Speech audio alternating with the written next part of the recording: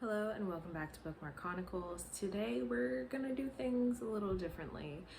Basically what I've done is turned reading this book into a drinking game. Why?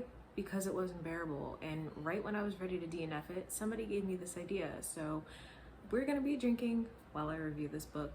I'm going to go ahead and preface and say that if you are interested in reading Maybe Someday, Maybe Not, or Maybe Now by Colleen Hoover, you should not watch this review because it will be full of spoilers for all three of those, which is not something that I typically do with my reviews, but this one's going to be a lot different. So here's what we're drinking today. If you are of age, feel free to grab a glass as well.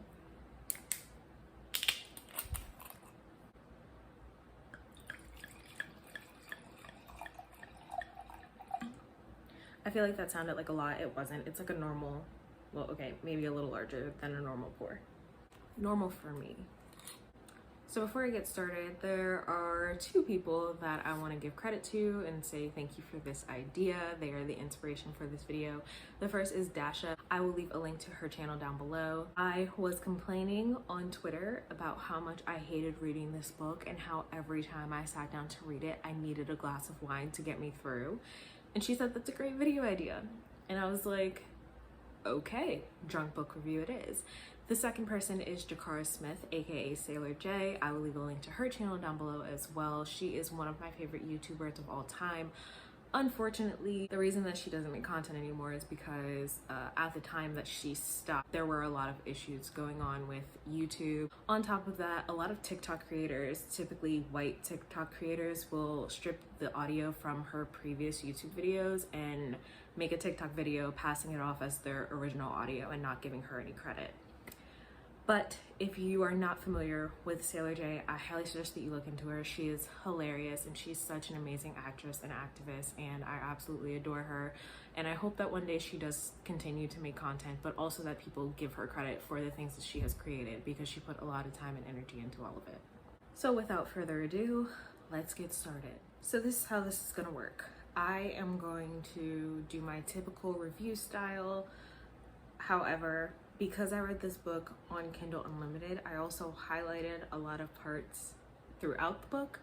I am going to run through all of those, and if you all would like to participate in the drinking game as well, if you are of age, we will be taking a sip every time that something cringy happens in this book. So if you're also doing this, keep some water nearby, because this is going to be an interesting one.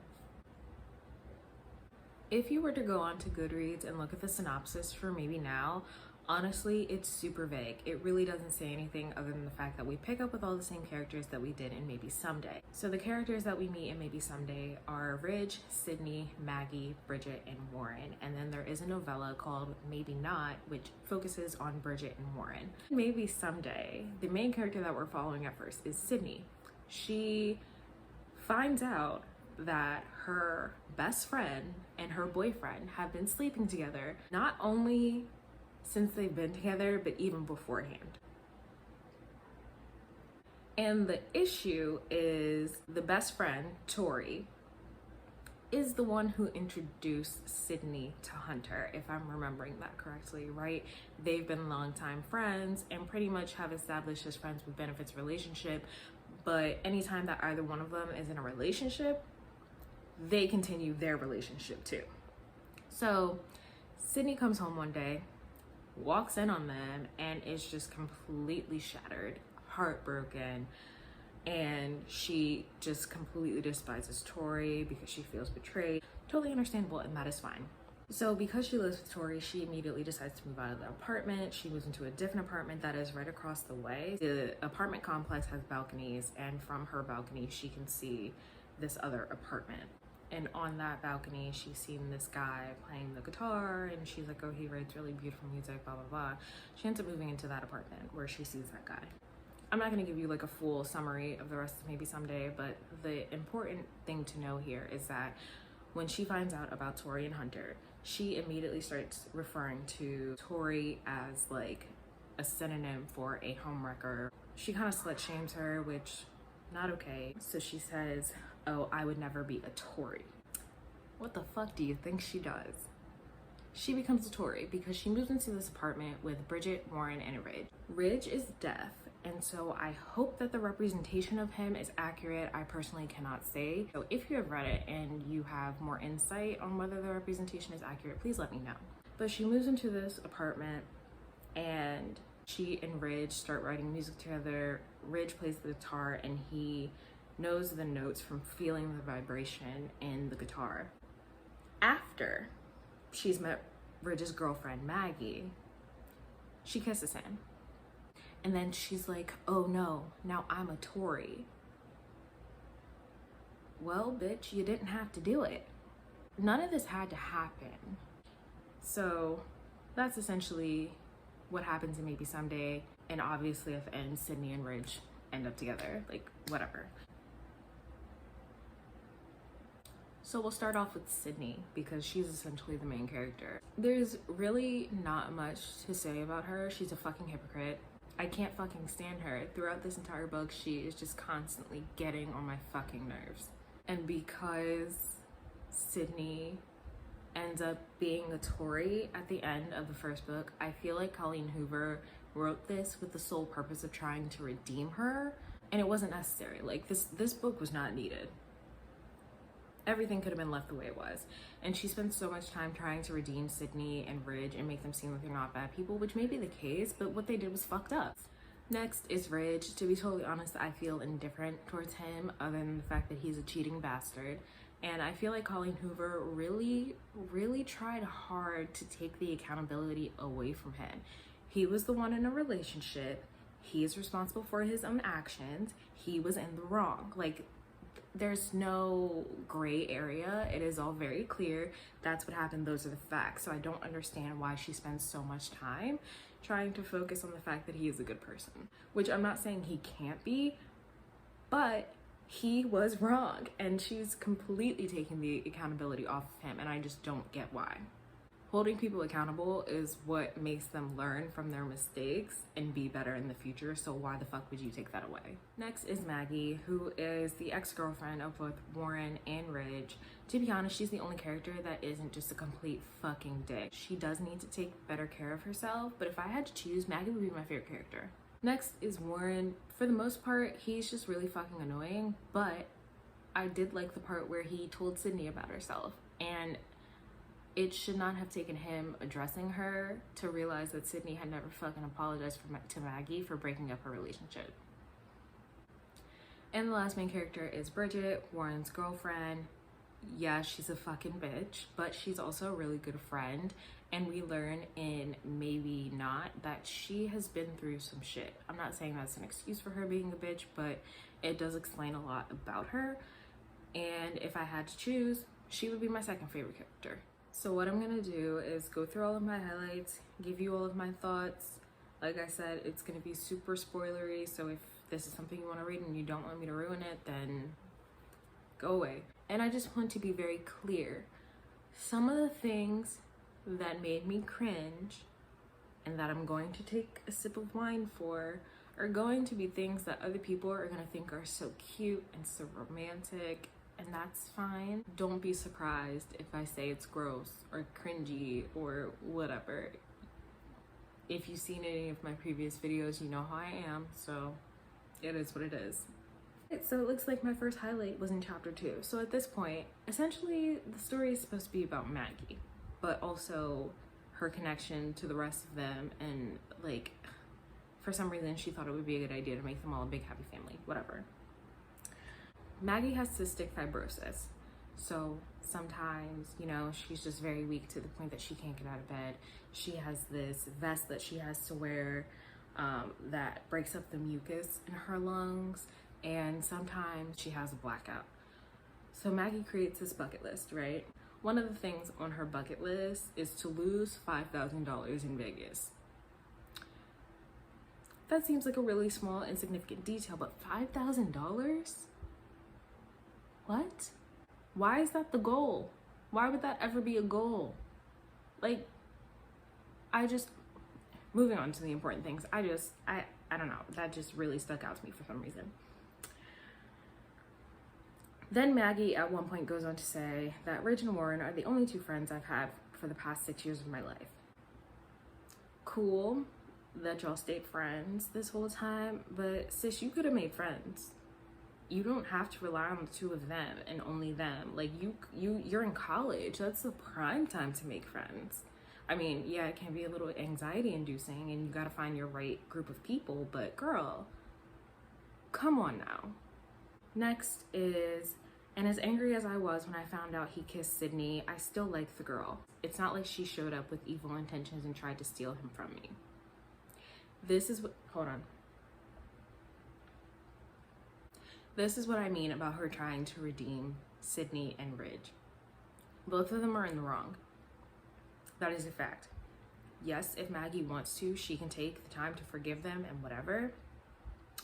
But having the person who got cheated on say, oh, well, I like that girl, and oh, well, Ridge isn't bad. Like, she doesn't experience any sort of hurt, and that's not realistic.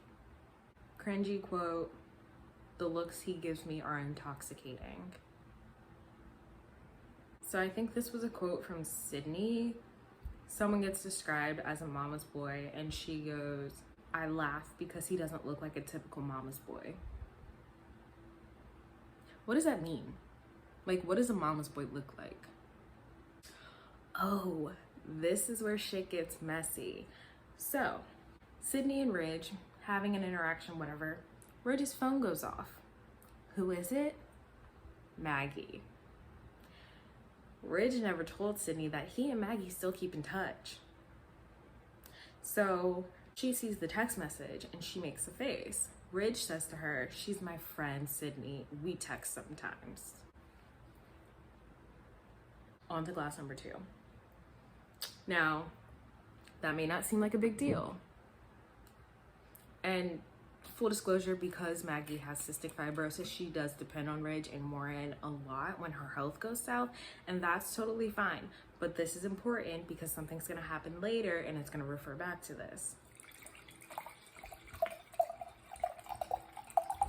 Okay, so that was a big pour this time. I'm gonna need it. Like, I know it. I just know it. Here's another quote from Sydney. I can be friends with every single friend Ridge has ever had, but I'm not sure I could be friends with Maggie, so the fact that he is friends with her makes me feel like a third wheel to that friendship. First and foremost, this bitch is so fucking dramatic. Yes, Ridge should have told her that they are still talking, because if my boyfriend was keeping in touch with one of his exes, I would want to know. However, given the situation and with Maggie's health, you're just being a dramatic bitch. Like, calm down, girl. Nobody's making you a third wheel. How are you a third wheel when you're the one in the relationship? Like, that doesn't make any sense. Another quote from Sydney. It's the first meal Ridge and I have eaten together as a couple. Nobody gives a fuck. Another quote from Sydney. And thank you, Ridge, for being you. This one says, I love you more than I've ever loved anyone. Oh, this is Sydney. I close my eyes because the impact of his words hits me everywhere. I have no idea how much I wanted those words, needed those words. Bitch, can you not? Sydney later goes on to say, we are so cheesy. I hate us and I love us. Speaking of cheesy, here's a text conversation between Sydney and Ridge. And again, some of y'all might think this is cute. That's fine. I don't. Sydney says, would you look forward to eating the same meal every single day? Ridge says, I would if I were eating it with you. Sydney says, would you be able to drink the same drink every single day? Ridge, if I were drinking it with you, I would still be thirsty for it on my deathbed. Ridge says, if I could hear music, I would listen to the same song over and over and never tire of it as long as I was listening to it with you.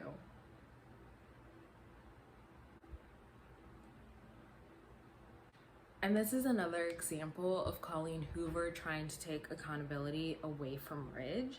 She has Maggie say to someone else while she's on a date and they're talking about their exes, which, like, kind of weird for a first date, but get it out on the table early, I guess. To call him a cheater feels like an insult he doesn't deserve.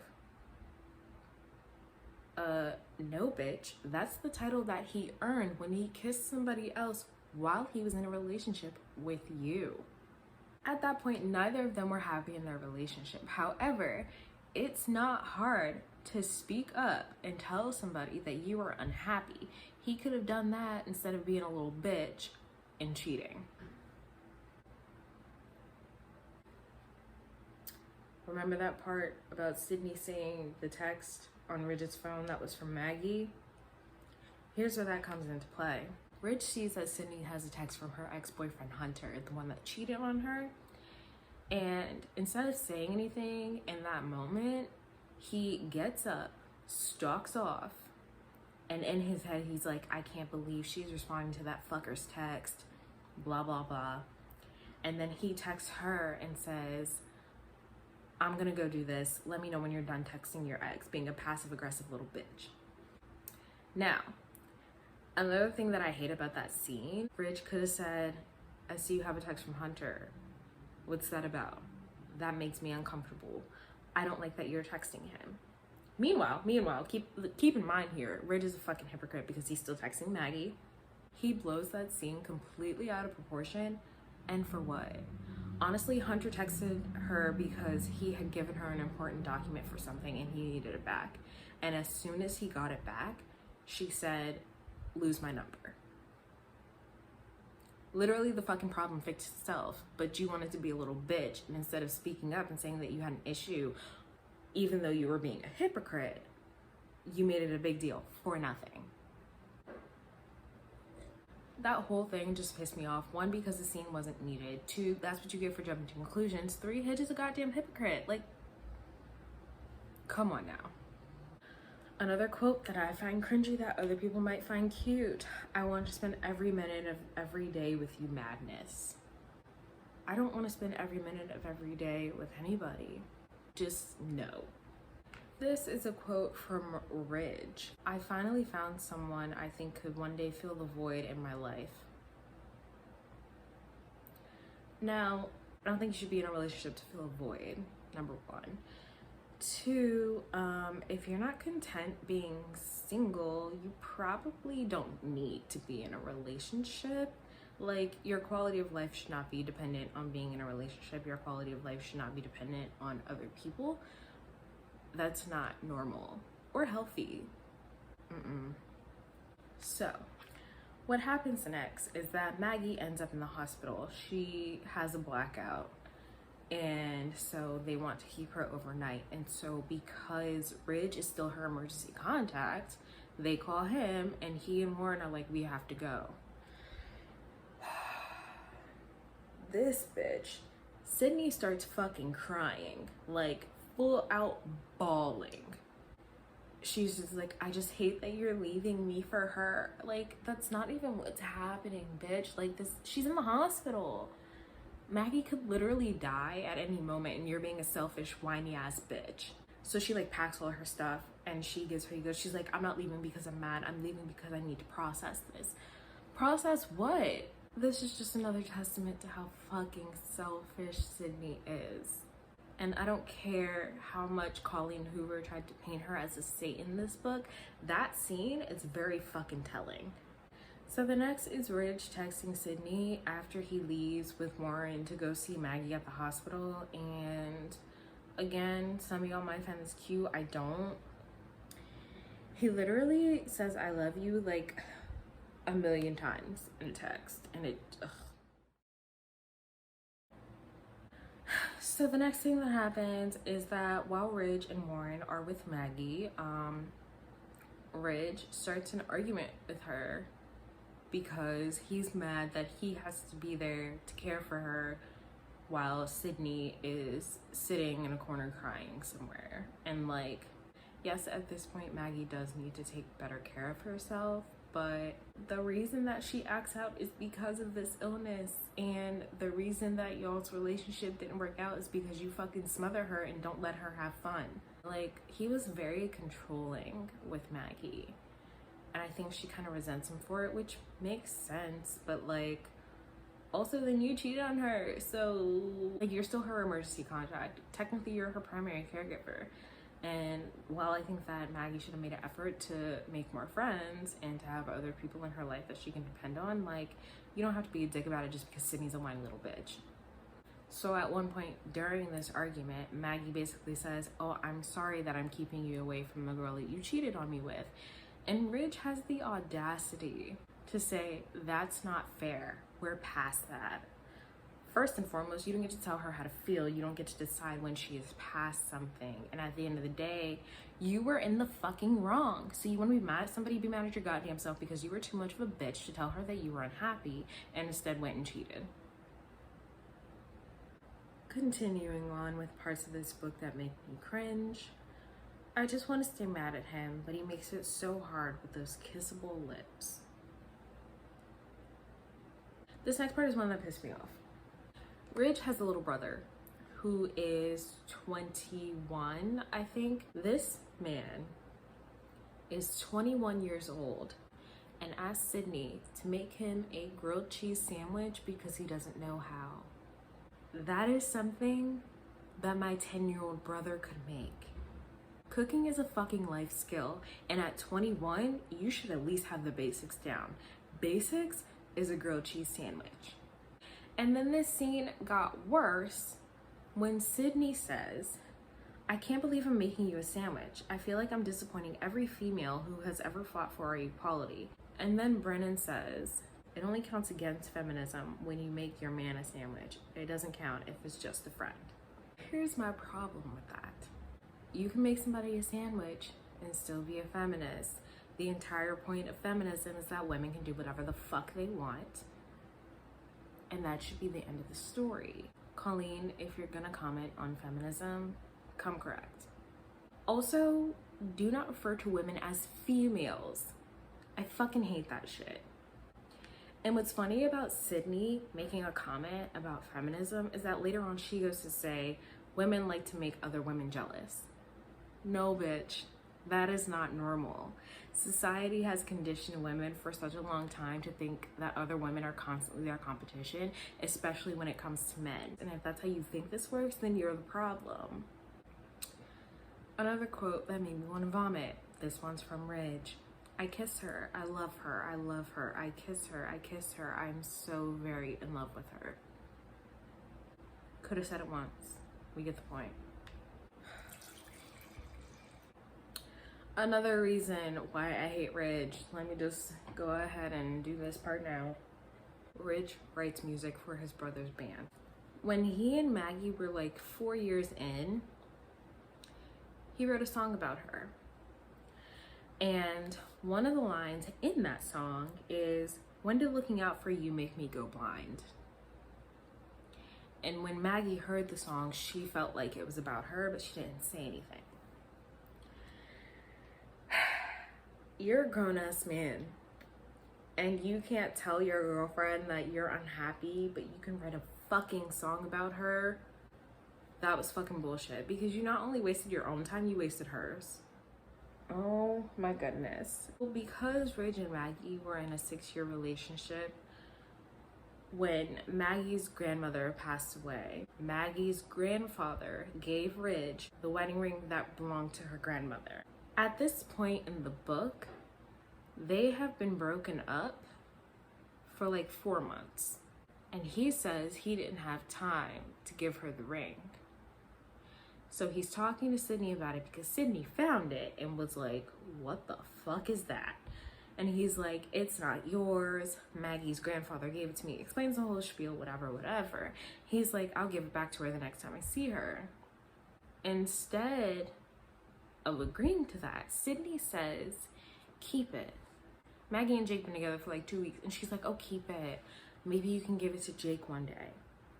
What pisses me off about this is that, one, Ridge and Sydney had absolutely no right to make that decision on her behalf. Ridge had plenty of time to give that goddamn ring back. And here's the thing. At one point, Maggie is living in the same apartment as Ridge, Warren, and Bridget for a whole week. You couldn't give it back to her then? Not only that, but y'all been broken up for 4 months. You gonna act like you didn't have 4 months time to give her this ring back? And now you're taking it upon yourself to decide to give it to her new boyfriend?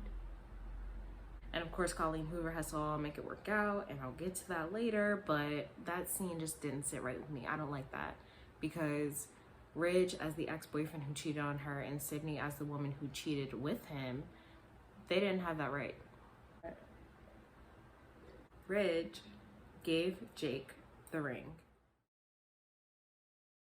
So now we're at like the last couple of scenes in the book. Sydney is like looking around at their little group. It's Maggie and Jake, her and Ridge, Bridget and Warren.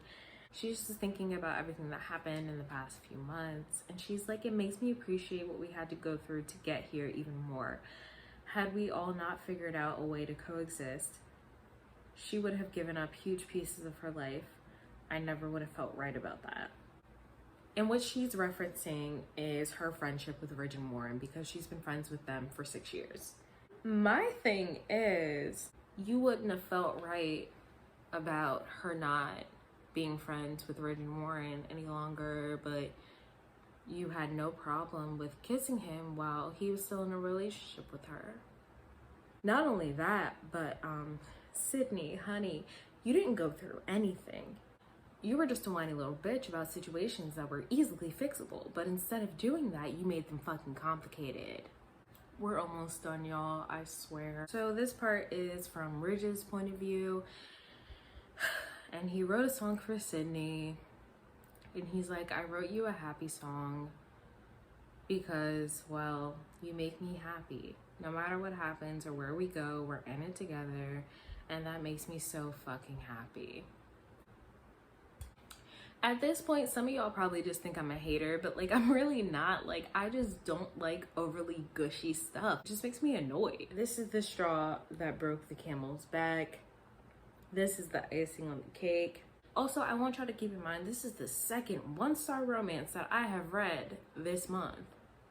They all go to a diner afterwards, and I kid you fucking not, they all get engaged and decide to go to Vegas and elope. The only couple that has actually been together for a sufficient amount of time is Bridget and Warren. That's how it ends. That is how it ends, with all 3 couples getting engaged in a diner. Apparently, at this point, Ridge and Sydney have been together for 6 months. Do I think that's enough time to get engaged? Nope, but you know what? That's not my business. I feel like Ridge and Sydney are only getting married because everybody else is getting married, and to me, that's a dumbass reason to get married. But then, one of the last lines of the book is, our maybe someday just became our absolutely forever. All right, friends, I highly doubt that any of you have made it this far and actually watched it from beginning to end, unless you were playing the drinking game and you wanted to get drunk too. Just for y'all to see what this experience has been like for me, this is where the bottle's at now. That is all I have for you, and I'll see you in the next video.